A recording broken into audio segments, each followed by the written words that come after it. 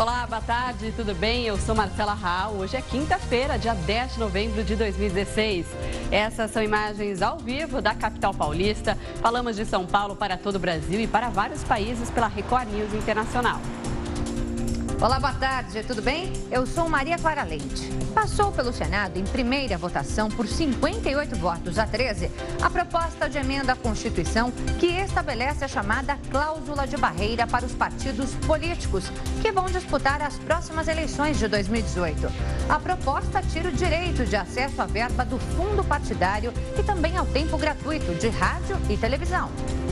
A aprovação divide opiniões. De um lado, quem defende afirma que o grande número de partidos dificulta a governabilidade e não facilita a criação de consenso entre forças políticas. De outro, quem é contra afirma que os partidos pequenos e ideológicos asseguram a representação política das minorias, algo que não pode ser feito pelos grandes. Você concorda com a limitação do número de partidos no Brasil? É o que a nossa enquete de hoje quer saber. Para votar, entre nas redes sociais. Use a hashtag #LinkRecordNews. Agora vamos aos destaques de hoje. Operação Dragão, em mais uma fase da Lava Jato. Polícia Federal cumpre mandados em 3 estados e mira 2 suspeitos de lavagem. Uma cena chocante no Rio de Janeiro. Pai é sequestrado na frente do filho de 5 anos. Bandidos levam carro com a vítima e deixam o menino desesperado no meio da rua. Nos Estados Unidos, Donald Trump e Barack Obama se encontram para começar a transição do governo. Divida sua opinião com a gente, participe do nosso jornal, porque começa agora a segunda edição do Link Record News.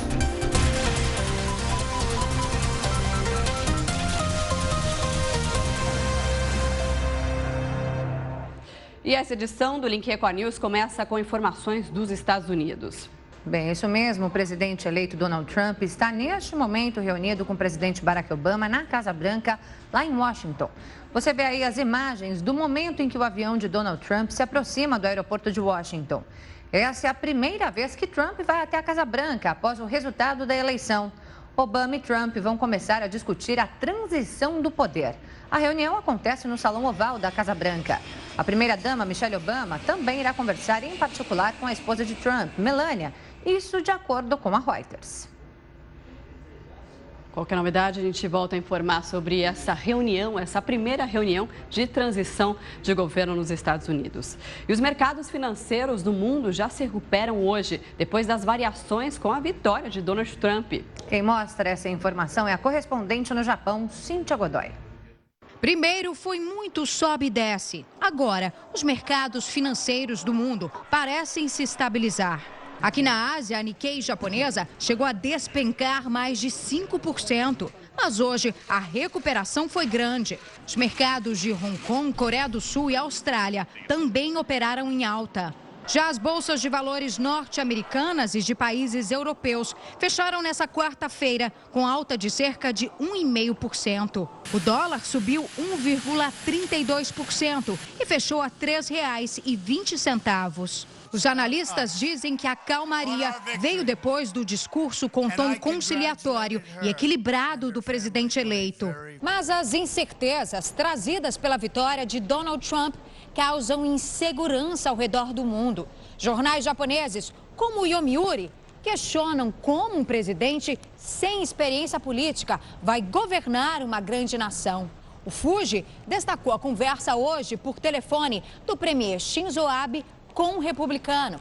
Os dois vão se reunir em Nova York já na próxima semana. Este especialista em política internacional diz que Abe está agindo rápido para garantir uma relação positiva com Trump, que declarou durante a campanha que retiraria as tropas norte-americanas do país. É difícil falar em estabilidade, mas acredito que grandes economias como China e Japão vão buscar se aliar ao novo presidente.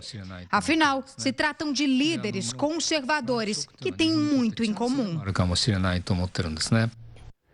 Bem, depois de fazer o primeiro discurso, Trump não apareceu mais em público durante todo o dia. Mas hoje ele se encontra, então, pela primeira vez com o presidente Barack Obama na Casa Branca. Já presidente eleito, Donald Trump não deu as caras. Passou o dia da vitória reunido com assessores, discutindo os planos do futuro governo. Ele tem 2 meses para escolher ministros, articular apoio no Congresso e trabalhar com a equipe do presidente Barack Obama para garantir uma transição tranquila. Hoje, Donald Trump vai à Casa Branca a convite do presidente Barack Obama para a primeira de uma série de reuniões. O presidente disse que fará de tudo para facilitar a vida do sucessor e desejou a ele todo sucesso. Todo mundo fica triste quando perde, disse Obama, mas não podemos esquecer que jogamos no mesmo time. Antes de sermos republicanos ou democratas, somos todos americanos. Hillary Clinton agradeceu o trabalho e a dedicação dos cabos eleitorais em um discurso emocionado.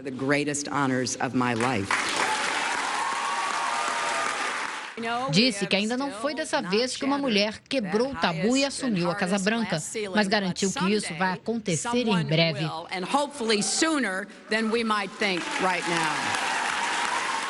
Pediu a todos, especialmente aos jovens, que não desistam da política. Nunca deixem de acreditar que vale a pena lutar pelo que é justo. Na festa de Hillary, que acabou não acontecendo, o retrato da surpresa, da decepção. O resultado não foi o esperado. Quase todas as pesquisas erraram. Apenas a Universidade da Califórnia previu a vitória de Donald Trump. E ela usou questionários na internet. Não enviou pesquisadores para perguntar aos eleitores em quem eles iam votar. Nas pesquisas que erraram, aparentemente, muita gente não admitiu que preferia ver Donald Trump na Casa Branca. E ainda sobre Donald Trump, a política externa do republicano ainda é um certo mistério porque não foi muito detalhada durante a campanha. Mas ele criou um atrito com o governo do México porque prometeu construir um muro na fronteira e mandar então a conta lá para o vizinho. Trump também prometeu deportar os ilegais que vivem nos Estados Unidos. São mais de 11 milhões, muitos mexicanos. Pois é, mas nessa quarta-feira, o presidente Henrique Peña Neto disse que já teve uma conversa bastante cordial, inclusive com Trump pelo telefone, e que os dois vão trabalhar juntos. No Oriente Médio, Trump vai enfrentar um desafio grande com uma situação bem delicada, como mostra o nosso correspondente Herbert Moraes. Donald Trump tem um desafio e tanto pela frente no Oriente Médio. Lidar com a ameaça constante do Estado Islâmico, a guerra civil na Síria e a frágil situação da Líbia. Os Estados Unidos falharam nos últimos 3 anos e não exercitaram sua liderança. Trump agora terá que distinguir os verdadeiros aliados dos inimigos, afirma o especialista em relações internacionais. O primeiro-ministro do Irã lembrou que o magnata precisa respeitar o acordo nuclear estabelecido com Obama e as potências mundiais. Donald Trump sempre demonstrou desconhecimento sobre os problemas que afetam o Oriente Médio, mas prometeu intervir na região durante a campanha presidencial. Mesmo assim, analistas acreditam que a política dos Estados Unidos para a área mais explosiva do planeta não deverá ter mudanças tão radicais, até mesmo aqui em Israel, país que o agora presidente eleito considera um aliado essencial no combate ao terrorismo. Em uma mensagem rápida, o premier israelense Benjamin Netanyahu chamou Trump de amigo e disse que os países vão continuar unidos. Já os palestinos demonstraram preocupação e temem que a vitória do novo presidente não mude a situação com Israel. E a eleição de Trump continua impactando o mercado financeiro. O dólar opera agora em forte alta em relação ao real, chegando a disparar mais de 5% um dia depois da vitória de Donald Trump para a presidência dos Estados Unidos ter deixado os mercados internacionais em cautela, né, Clara? É isso mesmo. Às 3 horas da tarde, a moeda norte-americana era cotada a R$ 3,35. E mais cedo, o dólar chegou a passar dos R$ 3,37. A última vez que o dólar fechou acima dos 13,37 foi em 27 de junho. Aqui no Brasil, o Senado aprovou em primeiro turno propostas da chamada reforma política. O número de partidos no Congresso deve ser reduzido. Mais detalhes com a repórter Vanessa Lima. Olá, pessoal do Link Record News. O texto determina que os partidos políticos precisariam conseguir no mínimo 2% dos votos válidos na Câmara, em 14 estados, para ter acesso ao fundo partidário e ao programa eleitoral no rádio e TV. Isso em 2018. Esse índice subiria para 3% em 2022, quando também seriam extintas as coligações eleitorais para vereadores e deputados. Com a mudança, o número de partidos políticos no Congresso cairia de 28 para 13.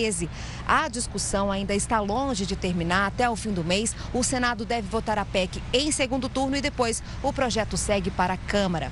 Voltamos ao estúdio da Record News. Bem, diante dessa aprovação lá no Senado, nós chamamos então você a participar da nossa enquete do dia. Você concorda com a limitação do número de partidos aqui no Brasil? Pois é, para votar, para participar nas nossas redes sociais, entre no Twitter, no Facebook da Record News. Comente, participe, dê sua opinião, use a hashtag #LinkRecordNews ou também envie a sua opinião, o que você acha a respeito sobre esse assunto pelo nosso WhatsApp, número 11 95307 1851. A gente espera a sua participação. E no próximo bloco tem Conexão Flórida ao vivo, direto de Miami. E ainda uma chocante cena no Rio de Janeiro. Pai é sequestrado na frente do filho de 5 anos. Bandidos levam um carro com a vítima e deixam um menino desesperado no meio da rua. A gente mostra já já. Até já.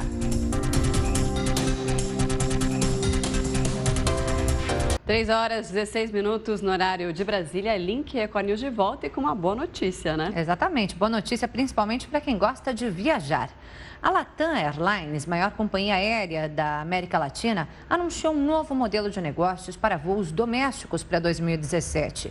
Nesse novo modelo, em linha com a tendência de outras empresas aéreas, caberá ao passageiro decidir quais serviços adicionais deseja, como se prefere viajar apenas com a bagagem de mão, sem custos adicionais, ou então despachar as malas. Pois é, isso vai permitir a escolha da tarifa de acordo com o tipo de viagem. Assim, o passageiro terá acesso a tarifas mais econômicas e a uma nova forma de comprar bilhetes.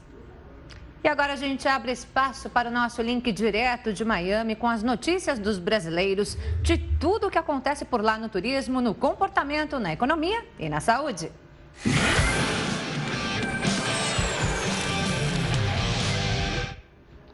E para isso, nós vamos ao vivo a Miami com a nossa repórter Tina Roma. Tina, quer dizer então que você visitou uma feira de barcos de luxo, comprou algum ou ainda você está escolhendo? Boa tarde, Tina. Olha, eu fiquei na dúvida ainda, viu, meninas, com tanto luxo. Boa tarde para vocês, Maria Clara, Marcela, todos do Link Record News. Eu vou falar o seguinte, a cidade de Fort Lauderdale, aqui coladinha a Miami, parou durante alguns dias por causa dessa mega feira. Tanto iate de luxo que eu fiquei, literalmente babando. Eu vou mostrar para vocês agora, dá uma olhada.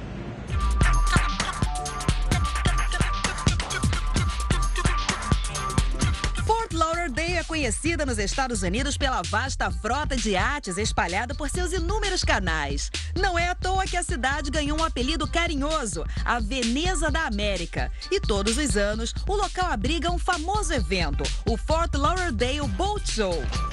Essa é a maior feira náutica do mundo, com mais de 1.500 barcos e iates em exposição. O que não falta por aqui é embarcação de luxo.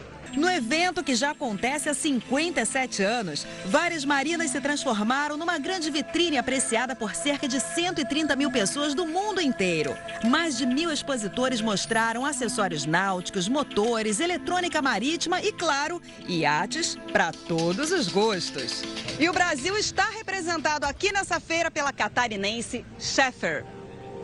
No mercado brasileiro há 20 anos, a empresa entra com força total no mercado internacional. E o carro-chefe é este iate com espaços de cair o queixo. Tudo projetado nos mínimos detalhes. Cozinha, sala, 3 quartos. E na cabine master? Gente, até me falando, não acreditei. Dá uma olhada aqui, ó. Sim, claro. Máquina de lavar e secar e cofre, né? a área externa é sempre a mais cobiçada? Sim. Inclusive, um bom barco não pode deixar de ter uma churrasqueira, que inclusive é invenção brasileira, tá? Nós levamos isso para o mundo todo, olha só. Os ventos estão soprando a favor do mercado náutico. Em relação ao ano passado, houve um crescimento de 5% em vendas no cenário mundial. A Itália é a maior produtora de iates de luxo do mundo, mas os Estados Unidos hoje estão no topo da lista dos consumidores. O estado da Flórida tem 4 vezes mais o volume de vendas do que todo o mercado brasileiro no ano. Então, é um mercado muito forte, é o país mais rico do mundo, a verdade é essa, e eles gostam muito de navegar. Esse daqui, ó, é o maior iate em exposição esse ano, o Savannah. A embarcação holandesa ostenta mais conforto do que muita mansão. São 6 quartos, com capacidade para 12 hóspedes e requer uma equipe de mais de 22 funcionários para servir os convidados e operar a embarcação. Gente, olha o tanto de luxo. Essa daqui, ó, é uma das salas. Passeando pela feira, eu vi que para navegar com muito luxo é preciso muito dinheiro. Olha quanto valem estes iates. 31 milhões de reais, 45 milhões de reais, 125 milhões de reais. E voltando ao imponente Savannah, com tanto luxo assim, dá para você imaginar quanto custa esse iate? Bom, gente, ele não está à venda, ele está aqui nessa feira só para a gente poder apreciar.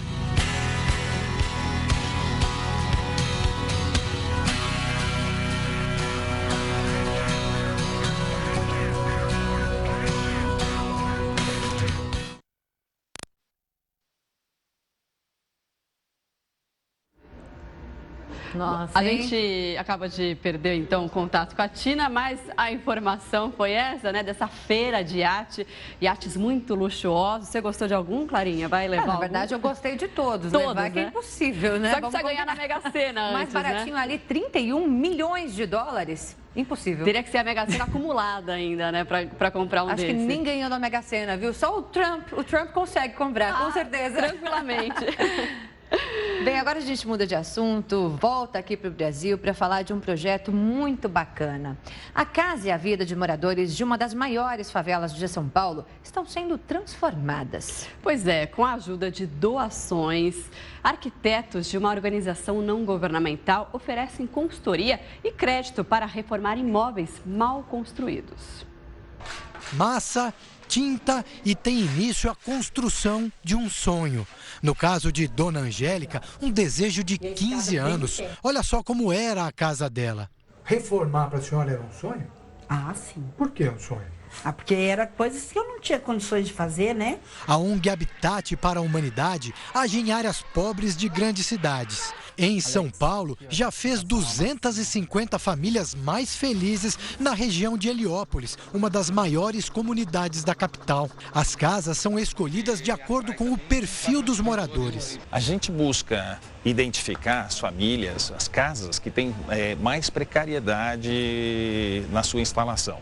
Precariedade a gente entende como problemas de vazamento, infiltração. As reformas vão além da estética, atingem quem realmente precisa de uma mudança dentro de casa. Como aqui, por exemplo, dá para imaginar que a única entrada dessa cozinha ficava bem aqui, ó, uma passagem, não é nem uma porta, com um pouco mais de 1 metro de altura.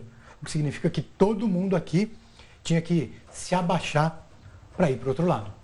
A maior parte do serviço é paga por meio de doações. O resto é financiado pela ONG de acordo com a condição financeira do morador. Nós buscamos com financiadores os recursos, principalmente para o pagamento da assistência técnica, que é um custo relevante. E o pagamento que as famílias fazem mensalmente permite a gente atender a outras famílias, criando assim um círculo virtuoso. Uma experiência como essa muda muito mais do que a aparência de uma casa.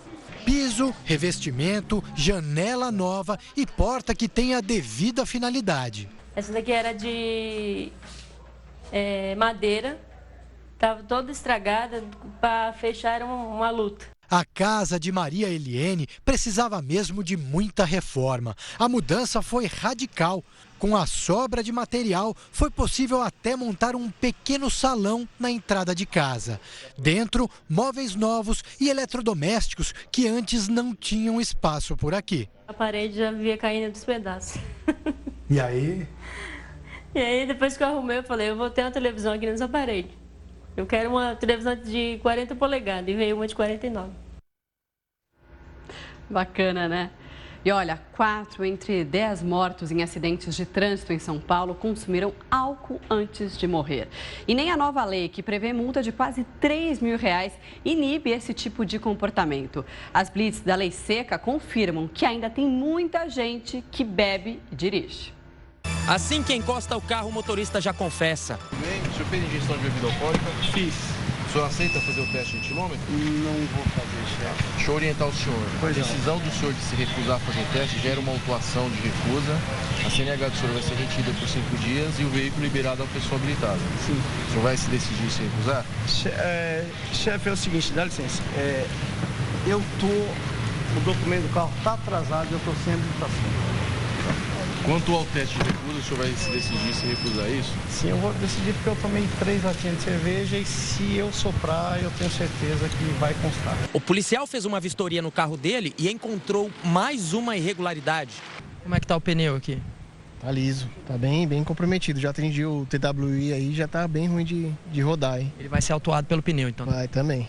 O carro foi embora no guincho e o motorista voltou para casa com 4 multas que juntas totalizaram R$ 6.063. O flagrante aconteceu durante uma blitz policial no bairro da Penha, zona leste de São Paulo. Seu Francisco foi outro que misturou bebida e direção e foi pego no teste do bafômetro. Multa de R$ 2.934. Se eu estou errado, eu tenho que pagar pelo meu erro. Sou consciente.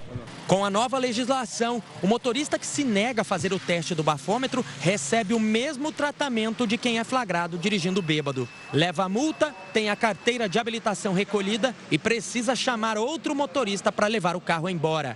Medidas que fazem muitos mudarem de ideia. Um exemplo é o deste rapaz que foi parado na blitz. De cara, ele não queria fazer o teste. Vai ser feita uma autuação pela recusa. A sua habilitação vai ser retida, o senhor vai ter que trazer um condutor habilitado que faça o teste para poder liberar o veículo. Não, faz o seguinte, eu faço o teste, eu acho que não vai dar, né? Porque foi muito pouco. Durante o teste, ele fica nervoso. E em segundos, vem o resultado. Deu 0, tá bom? Meu Deus, nossa, eu fiquei nervoso. Mas me fala uma coisa, deu 0 aqui, mas que hora que você bebeu? Eu bebi 7 horas da noite, cara. Já este outro motorista foi direto para a delegacia depois de soprar o bafômetro. Isso, vai. Isso. Aí, só um segundinho.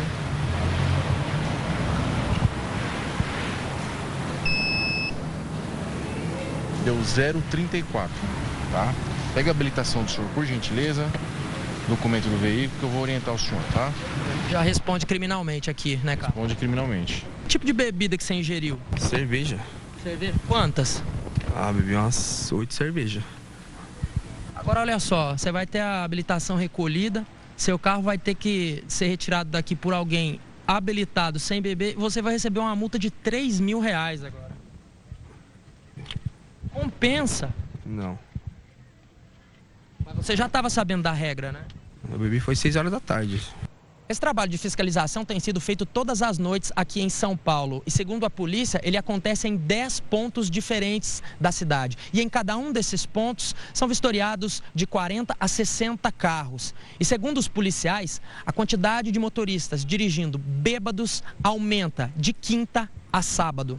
E muitos, segundo a polícia, ainda se negam a fazer o teste do bafômetro, mesmo sabendo que serão multados. Acredito que naquela consciência de não constituir prova contra si mesmo, entendeu? Mas no caso da direção segura do teste do etilômetro, essa recusa já constitui infração. Uma pesquisa realizada por uma equipe da Faculdade de Medicina da Universidade de São Paulo mostra um dado alarmante. Entre junho de 2014 e dezembro de 2015, 40% das vítimas fatais de acidentes de trânsito em São Paulo consumiram álcool momentos antes de morrer.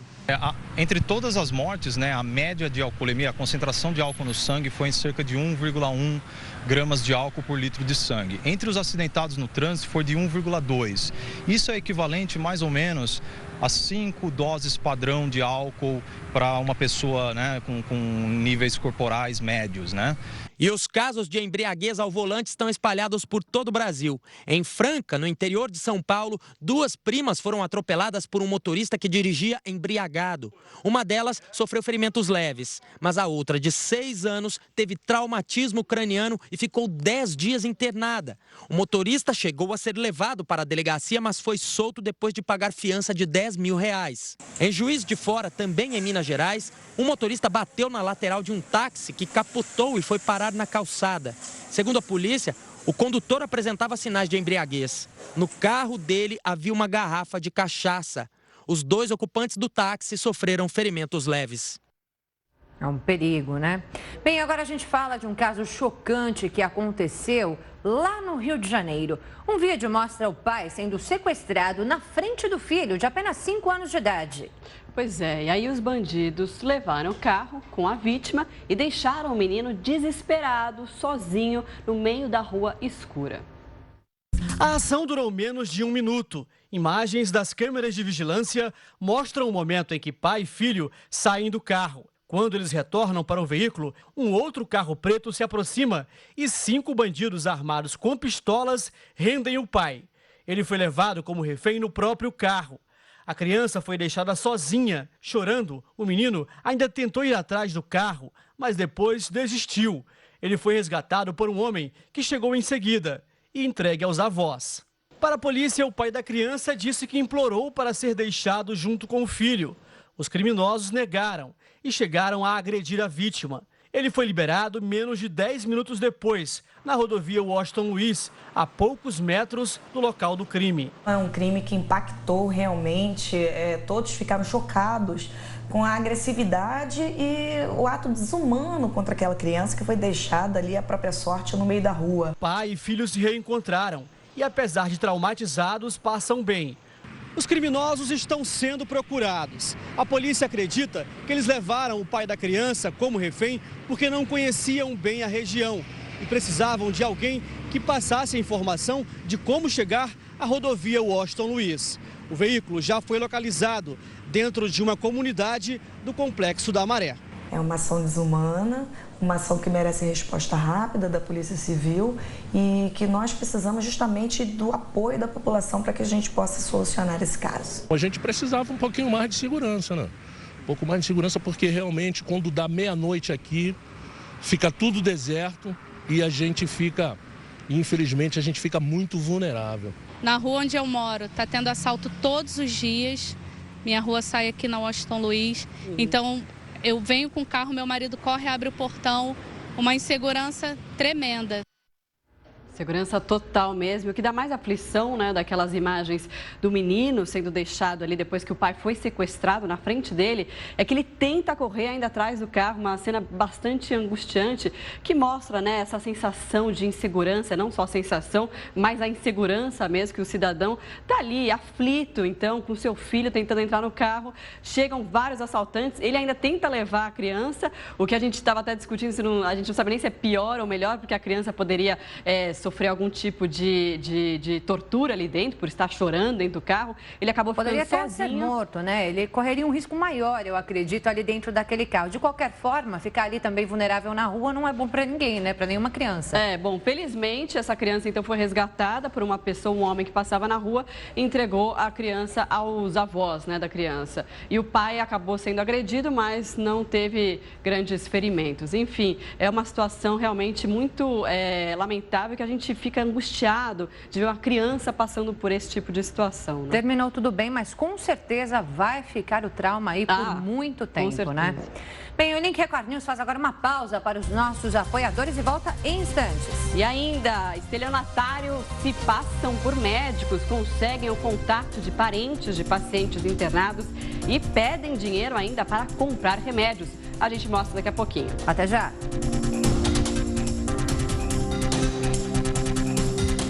3h39 no horário brasileiro de verão. Link é com a News de volta. E agora a gente chama sua atenção para um golpe cada vez mais comum. Estelionatários se passam por médicos, conseguem o contato de parentes de pacientes internados e então pedem dinheiro para comprar remédios. Olha só, isso aconteceu em Belém. Só neste ano foram pelo menos 10 casos. Funcionários de hospitais também estão sendo investigados. Herdélio foi vítima do golpe enquanto o pai estava internado na UTI deste hospital. Nós tivemos acesso ao áudio da ligação do golpista. Ele se passa por diretor e tenta confirmar o depósito na conta de uma suposta médica. A doutora puxou lá na agência, aí depois viu que tinha 2.150. Aí ela foi, sacou o dinheiro e liberou os medicamentos. Tá, então tá tudo certo, então? Ela foi, já sacou o dinheiro. Eu notei que alguma coisa estava errada, né? E depois o sotaque e a linguagem pouco técnica me levou a acreditar, ter certeza que eu tinha sido enganado. Somente este ano foram denunciados 10 casos de familiares de pessoas internadas que caíram no golpe. O Sindicato dos Médicos do Estado reforça que os hospitais não costumam fazer contatos por telefone para solicitar depósitos ou outras transações financeiras. Quando qualquer tipo de cobrança vir a acontecer, a nossa orientação é que ele ou o responsável, antes de fazer qualquer tipo de pagamento, consulte o seu plano de saúde para saber se a cobrança é correta, se é legal. A polícia investiga os casos e também quer saber se funcionários dos hospitais estariam repassando informações de pacientes aos criminosos. Que tipo de doença ele tem, quais os procedimentos que já foram adotados e quais são os procedimentos que, porventura, podem ser adotados. Mas nós estamos investigando, os hospitais estão colaborando com a investigação. São detalhes importantes, minuciosos do paciente, que pode ser repassado por funcionários. E a criminalidade acompanha a modernidade. Se os negócios crescem via aplicativos, também atraem a atenção de quem pensa o crime. Em um único dia, 2 taxistas que atendem clientes via chamadas de celular foram assaltados. A categoria, claro, reclama que trabalha com muito medo. A repórter Elaine Cortez conversou com um especialista em segurança e traz agora dicas para evitar as armadilhas dos criminosos.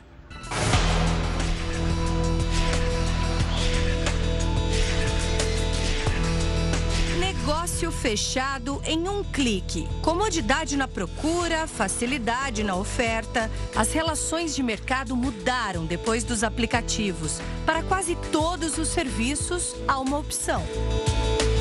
Ponto vazio e cliente na palma da mão. A taxista fazia no máximo 70 corridas por mês, quando dependia da sorte de encontrar o cliente na rua. Hoje é encontrada pelo celular. São no mínimo 210 chamadas mensais. Por causa do aplicativo, o trabalho triplicou. Tecnologia favoreceu muitos negócios, encurtou distâncias, aumentou o lucro. Os prestadores de serviços se aproximaram dos clientes, mas também chegaram mais perto da criminalidade. O recurso tem transformado oportunidade em risco. Ela prefere esconder o rosto, mas mostra o nervosismo. É o primeiro dia de trabalho depois de um assalto. Eu ia atender como se fosse uma chamada qualquer, sem passar pela minha cabeça que eu estava correndo algum risco. Os criminosos atraíram a vítima como se fossem clientes. A chamada pelo aplicativo levou a taxista da Zona Sul para a Zona Leste de São Paulo. Quando eu cheguei no endereço informado, a hora que eu virei à direita, já tinha lá os 2 assaltantes lá me aguardando. O táxi foi fechado por um carro prata com 2 homens na retaguarda. Outros 2 já haviam cercado o veículo logo que ela estacionou. Nisso, ele já veio do lado do passageiro, já puxou a porta, disse que se aquilo ali era um assalto. E que o rapaz do lado esquerdo estava armado e me deu uma coronhada na cabeça, passa tudo. Eu passei e naquilo ali eu me senti praticamente impotente, porque por ter chamado pelo aplicativo, eu achei que fosse uma coisa mais segura, E não é, o sistema é fálico. Ela foi agredida e ficou na mira de uma arma de fogo. Um uma armadilha, era um assalto. Pensei, agora eu posso morrer e não tinha ninguém ali no momento tal para poder me ajudar. Era noite e o local ermo. Levaram 2 celulares e todo o dinheiro de um dia inteiro de trabalho. A ação durou menos de 5 minutos. Superar vai levar mais tempo. E hoje eu me sinto assim, impotente, com medo, com receio, insegurança, não sei lá, raiva também, porque não tem segurança nenhuma, você não sabe o que está te esperando. Você sai para trabalhar, você tem hora para sair para trabalhar, não tem hora para voltar. Insegurança, perigo, sei lá, porque qualquer um pode fazer um perfil falso. Eu posso ser João e colocar Maria e não se pede muita coisa. É um e-mail, telefone e acabou. O aplicativo não exige um cadastro com muitas informações. E mesmo que fosse obrigatório preencher RG ou CPF, por exemplo, ainda assim poderiam ser documentos falsos ou números verdadeiros de outra pessoa. A tecnologia que conecta quem oferece o serviço e quem tem interesse em contratá-lo não faz esse filtro e ainda permite que o criminoso escolha a vítima. Escolher o carro, um carro com A, carro grande e tal, pagamento comum, né, no caso, e o gênero mulher. Bom, agora a gente vai com imagens ao vivo ali da Casa Branca, onde acontece o primeiro encontro entre o presidente americano Barack Obama e o presidente eleito Donald Trump. Eles estão reunidos ali, inclusive, para tratar da transição de governo. Então, Obama, que tem cerca de 70 dias pela frente, disse ontem, inclusive, que faria uma transição tranquila e que espera que Trump faça um bom governo a todos os americanos. Então, ele que já tinha proposto, inclusive, essa reunião para hoje, ligou no dia em que Trump foi eleito e tinha proposto essa reunião para hoje. Inclusive, a primeira-dama Michelle Obama também se encontrou com a futura primeira-dama Melania, para tratar, então, assuntos do governo, né? E aí elas se encontraram também, além desse encontro entre Barack Obama e também Donald Trump. Do lado a gente tem aí, na verdade, uma foto, né, do momento, então, que eles estavam juntos ali dentro da Casa Branca. Eles ainda estão dentro da Casa Branca, do lado esquerdo do seu vídeo, então, a imagem desse encontro. Agora sim, as imagens realmente de vídeo do momento desse encontro. Do lado direito, a gente tinha ali as imagens da fachada da Casa Branca, onde diversos jornalistas também aguardam para falar com Barack Obama ou com Donald Trump, para ter as informações de quais foram os acordos que eles fizeram neste primeiro encontro após a vitória de Donald Trump nessas eleições americanas. Pois Barack Obama que chegou a dizer no discurso de ontem que faria essa transição de forma bastante tranquila, democrática, que espera que Trump faça um ótimo governo. Barack Obama que inclusive chegou a dizer durante a campanha de Hillary, né, ele que participou ativamente da campanha da democrata, de que Trump não teria experiência e condições para ser o presidente da maior potência do mundo. E agora, então, baixou o um discurso então mais conciliador, falando que faria essa transição de forma tranquila, parabenizou Trump. E esse encontro que estava marcado então por Obama, que ligou inclusive na noite em que Trump ganhou a eleição, para então parabenizá-lo e já marcar esse encontro para discutir então a transição de governo, como que será então os próximos passos. Lembrando que Trump nunca foi um político, né? Não tem a experiência política, por exemplo, que a democrata Hillary Clinton tinha, que inclusive já foi primeira-dama, secretária de Estado, senadora, né, nos Estados Unidos. Trump é um empresário, né, um bilionário, empresário, prometeu um monte de propostas ali polêmicas. A expectativa é para saber se essas propostas vão se dar na prática quando ele assumir de fato o governo, né?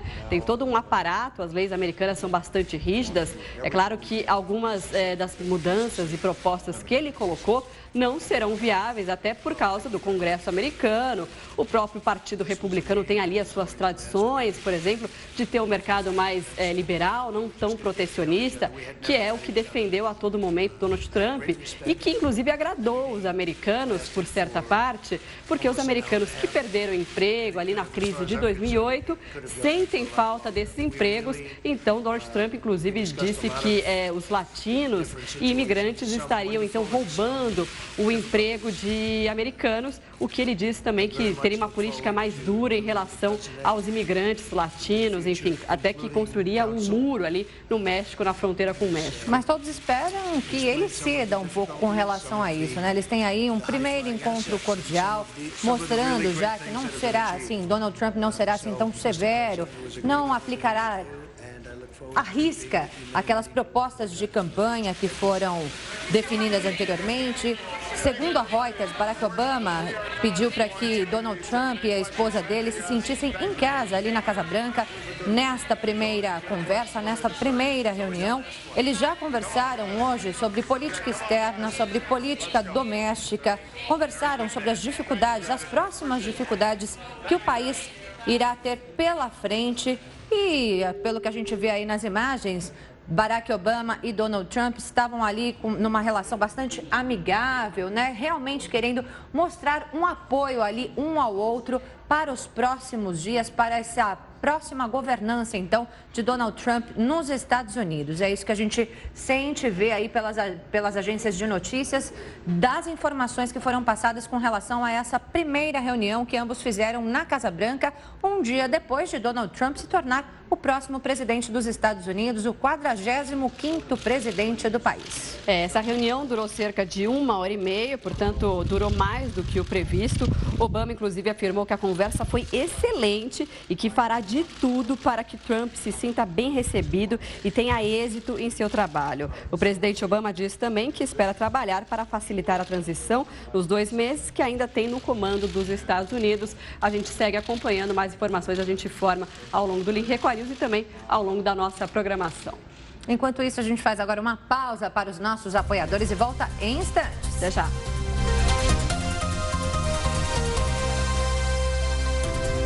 Faltando 4 minutos para as 4 horas da tarde, pelo horário brasileiro de verão, e o Link Record News já está de volta. De volta com informação importante para você que gosta de atividade física.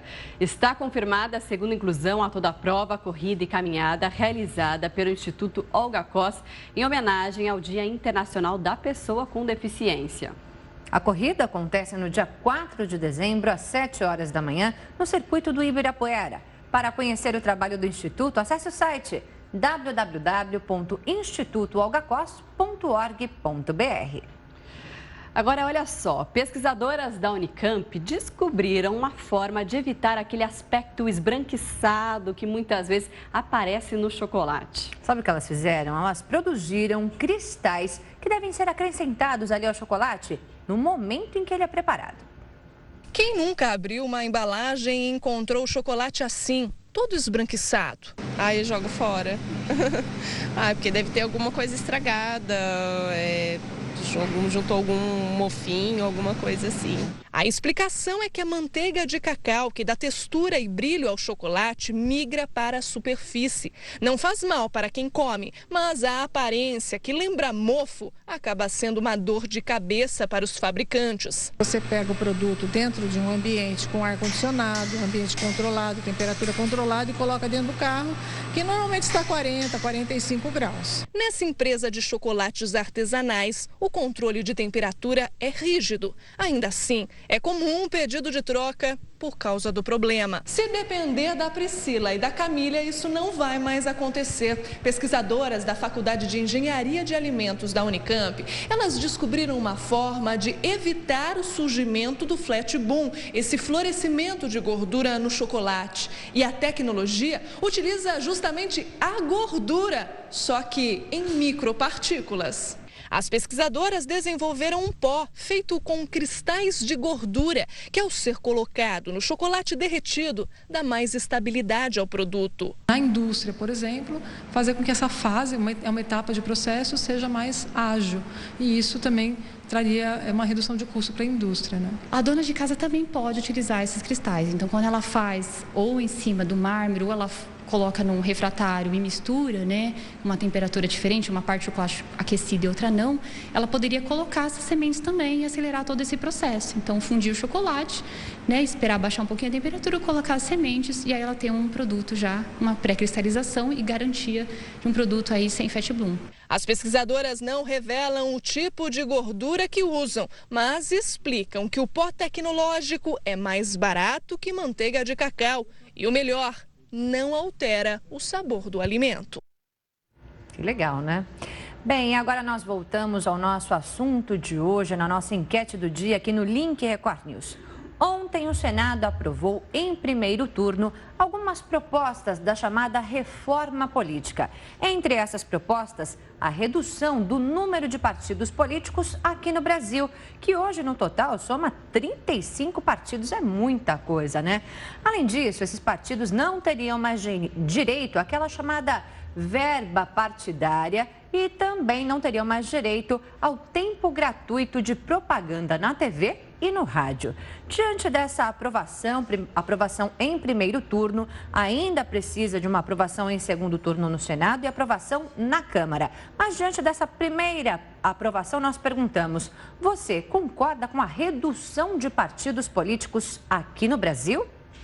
Pois é, para participar, os últimos segundinhos para participar da nossa enquete, só usar a hashtag LinkRecordNews, porque agora a gente já mostra o resultado da enquete. Vamos dar uma olhadinha então. A gente perguntou se você concorda com a redução do número de partidos, lembrando que são 35, 28 com representação no Congresso e 40, então, ainda esperam na fila da Justiça Eleitoral para serem formalizados. E olha só, 43% disseram que sim, que concordam com essa redução e 57% disseram que não, então, que acham que tem que ter um número grande mesmo de partidos para ampliar as vozes ali no Congresso Nacional. A gente aproveita para agradecer a sua participação e chamar para amanhã. Amanhã tem mais enquete e participação aqui no Link Record News. E com o fechamento da nossa enquete, nós encerramos esta edição do Link Record News. Quer sugerir algum assunto para o jornal? Mande uma mensagem para o nosso WhatsApp. Participe nas redes sociais. Use a hashtag Link Record News. A gente se encontra de segunda a sexta em 2 edições, às 11 da manhã e às 3 da tarde. Fique agora com o Pet Channel, continue participando pelas nossas redes sociais. Até amanhã. Record News, informação para você crescer. Até mais.